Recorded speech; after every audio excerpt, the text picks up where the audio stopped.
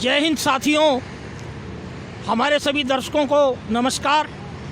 जनता की आवाज़ के बुलंद आवाज़ कार्यक्रम में आज हमारे साथ हैं देश की शख्सियत और महान क्रांतिकारी नेताजी सुभाष चंद्र बोस की आज़ाद हिंद फौज के रानी झांसी रेजिमेंट के प्रेम सहगल जी कप्तान और कप्तान लक्ष्मी सहगल जी की जो बेटी हैं सुभाषिनी अली जी, भारत की महान शख्सियत। आज शाहजहाँपुर बॉर्डर पर किसानों के धरने में उपस्थित होने के लिए गई थी और आज इस वक्त हमारे गुड़गांव में हमें मौका मिला है उनसे बातचीत करने का। गुड़गांव, हरियाणा के गुड़गांव में जो धरना स्थल है किसानों का, आज हम वहाँ उपस्थित हैं और हमारे समक्ष है सुभाषिनी अली जी, देश की महान शख्सियत, आज़ाद हिंद फौज की। और आज हमारा विषय जो रहेगा कि जो हमारा किसान है वो वास्तव में देशभक्त है, क्योंकि वो मिट्टी का लाल है। तो उसी संदर्भ में आज हमारे साथ बातचीत में देश की महान शख्सियत सुभाषिनी अली जी हैं। तो सुभाषिनी जी, आपका पहली बात तो स्वागत हमारे इस चैनल में बातचीत के लिए। तो मैं आपसे सीधा पूछना चाह रहा हूं कि जो हमारा किसान है, जो उसको इस वक्त देशद्रोही कहा गया है, तो आप उनको आप देख के देशभक्त परिवार से हैं, राष्ट्रभक्त परिवार से हैं, तो किसानों को देशद्रोही कहना, राष्ट्रद्रोही कहना कहाँ तक उचित है और वो देशभक्ति का क्या मायना है, इस बारे में थोड़ा सा आप अपने विचार रखें। देखिए, सबसे पहले तो मैं कहना चाहूँगी कि एक देशभक्त परिवार या स्वतंत्रता सेनानियों के परिवार में पैदा होने से ही कोई सर्टिफिकेट नहीं मिल जाता है कि आप देशभक्त हैं या नहीं हैं। मेरे हिसाब से देशभक्ति का मतलब है कि आपको देश की चिंता है, और देश का मतलब है देश की जनता। आपको देश की जनता की चिंता है, गरीबों की चिंता है, जो लोग देश के बहुमत हिस्सा हैं उनकी चिंता है, और देश की आज़ादी की चिंता है। और इस देश की आज़ादी को सुरक्षित रखने के लिए आप हर वक्त लड़ने के लिए तैयार हैं।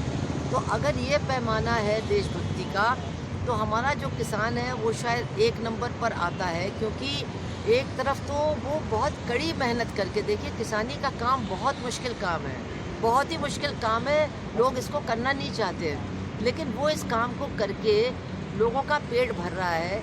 हमारा देश जो भीख मांगता था अनाज के लिए दुनिया के बाज़ारों में, आज वो आत्मनिर्भर हो गया है अनाज के मामले में, सिर्फ इसलिए कि यहाँ का किसान इतनी कड़ी मेहनत करके इन फसलों को तैयार कर रहा है। लेकिन इसका एक पहलू और भी है कि किसान का ही बेटा वर्दी पहन करके फ़ौजी बनता है, BSF में जाता है, CRPF में जाता है। यानी हमारे देश की जो सीमा है, हमारे देश की जो सरहदें हैं, उनकी भी रक्षा किसान के बेटे ही करते हैं। हम लोग सब जानते हैं कि जो बड़े बड़े नेता हैं, जो बड़े बड़े पूंजीपति हैं, उनके बच्चे, उनके रिश्तेदार न फ़ौज में हैं, न किसी अर्धसैनिक बल में हैं। उनमें तो हमारे मज़दूर के ही बेटे जाते हैं, हमारे किसान के ही बेटे जाते हैं, और देश की रखवाली का ज़िम्मा उन्हीं के ऊपर है। तो ऐसी हालत में उनके ऊपर उंगली उठा करके कोई उनको देशद्रोही कहता है तो बहुत कष्ट होता है। लेकिन जब ऐसे लोग उनको देशद्रोही कहते हैं, जिनका खुद आज़ादी की लड़ाई से कोई मतलब ही नहीं रहा है, कोई सरोकार ही नहीं रहा है, तो फिर तो बहुत गुस्सा आता है। हम लोग जानते हैं कि ये जो पूरा का पूरा संघ परिवार है और उनके साथ के जो हिंदू महासभा के लोग थे, ये तो अंग्रेज़ों की चापलूसी कर रहे थे। जब सुभाष चंद्र बोस आज़ाद हिंद की फ़ौज को गठित कर रहे थे, तब सावरकर फ़ौज में, ब्रिटिश फ़ौज में भर्तियां कर रहे थे और कह रहे थे कि इनको यहाँ पर रहना चाहिए, और ये आज़ादी की बात करने वाले तो बिल्कुल बेवकूफ़ हैं। देश का दुश्मन बाहरी नहीं है, देश का दुश्मन तो अंदरूनी है, यानी जो अल्पसंख्यक है यही असली देश के दुश्मन है। तो ये ऐसे लोग हैं जिन्होंने हमेशा राष्ट्रीय आंदोलन का विरोध किया, स्वतंत्रता संग्राम का विरोध किया, कभी एक दिन भी जेल नहीं गए, और आज वो राष्ट्रभक्ति का पाठ सबको पढ़ा रहे हैं, और हमारे देशभक्त किसानों को भी यही पाठ पढ़ा रहे हैं। तो मैं यहाँ सुभाषिनी जी आपसे एक बात और पूछना चाहूँगा। तो इसका मतलब ये बात है कि जब हमारी देश की आज़ादी की लड़ाई लड़ी गई थी नेताजी सुभाष चंद्र बोस के साथ, तमाम और प्रेम सहगल जी, आपके पिताजी और आपकी माताजी उस आंदोलन में साथ नेताजी के साथ थे, तो क्या इसका ये मायना है कि RSS की उस वक्त कोई भूमिका नहीं थी? इसके बारे में मैं पूछना चाहूँगा। देखिए, RSS की कभी भी भूमिका नहीं थी स्वतंत्रता संग्राम में, और चूँकि अभी जब पार्लियामेंट में मैं सदस्य थी और अडवाणी जी भी सदस्य थे, तो जब भारतीय जनता पार्टी के लोग मुझे वहाँ हेकल कर रहे थे, मतलब बीच में टोक रहे थे, तो मैंने खड़े होकर के कहा कि अडवाणी जी से आप पूछिए कि मेरे परिवार में अकेले जितने स्वतंत्रता सेनानी हैं, क्या इनके पूरे संघ परिवार में हैं? उनको कहना पड़ा कि नहीं। तो ये बात है कि उस समय से लेकर के आज तक, पहले वो ब्रिटिश हुकूमत के साथ थे, उसके बाद वो अमेरिका के बहुत बड़े भक्त बने। उन्होंने कभी भी देश हित में काम करने का सोचा ही नहीं है। क्यों? इसका ये प्रमाण है कि ये देश के जनता की एकता के पक्ष में नहीं है। ये तो धर्म के नाम पर, जात के नाम पर, भाषा के नाम पर लोगों को आपस में लड़ाते हैं।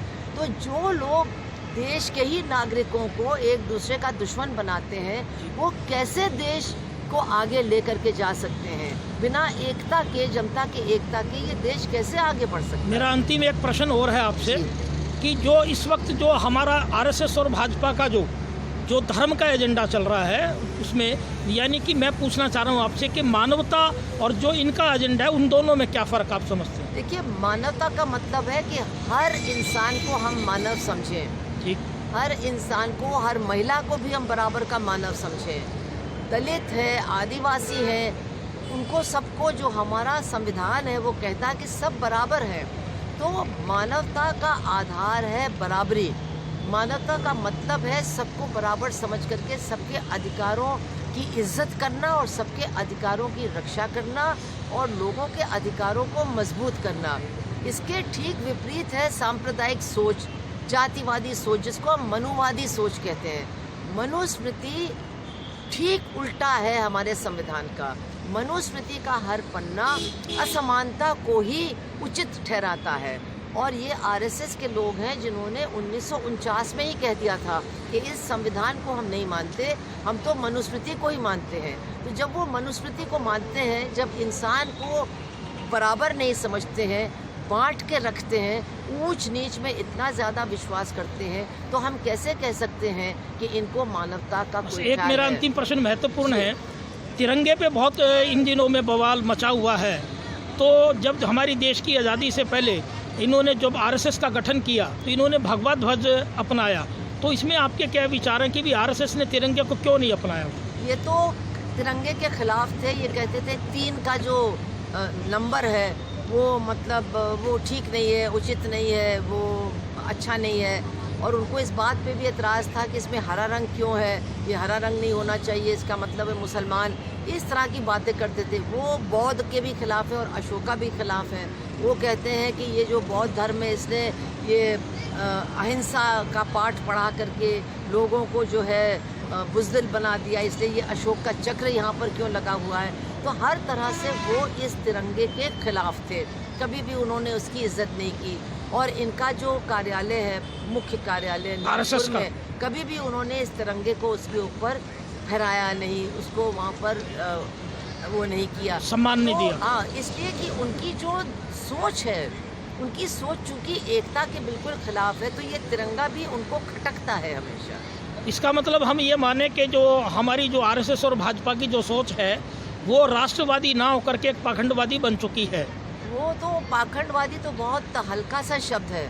मैं तो कहूँगी कि जो देश की एकता को तोड़ना चाहते हैं, यानी देश की एकता का मतलब देश की जनता की एकता को तोड़ना चाहते हैं, जो मजदूरों के अधिकारों का हनन कर रहे हैं और अब समस्त किसान वर्ग के अधिकारों का हनन कर रहे हैं, जो राशन की प्रणाली को समाप्त करके गरीब लोगों का अनाज और मुँह का कोर उनसे छीन रहे हैं, हम कैसे मान सकते हैं कि ये देश के हितैषी लोग हैं? ये बिल्कुल हितैषी नहीं है। हम तो ये मानते हैं कि देश की जनता का अनहित ये चाहते हैं और बड़े बड़े पूंजीपतियों के हाथ में ही और विदेशी पूंजीपतियों के हाथ में ही देश की पूरी संपदा और संपत्ति को दे देना चाहते हैं। बड़ा बड़ा धन्यवाद आपका, आप देश की महान शख्सियत है।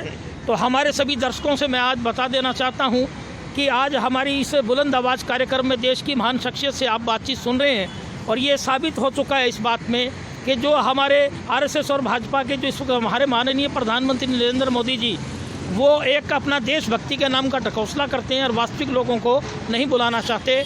आज हम आपकी इस हमारे सभी दर्शकों से कहते हैं कि इस वीडियो को ज़्यादा से ज़्यादा शेयर करें। आपने हमारी पहले भी वीडियो ज़्यादा पसंद की है और अपेक्षा करते हैं इस वीडियो को ज़्यादा से ज़्यादा भेजें। जय हिंद, वंदे मातरम।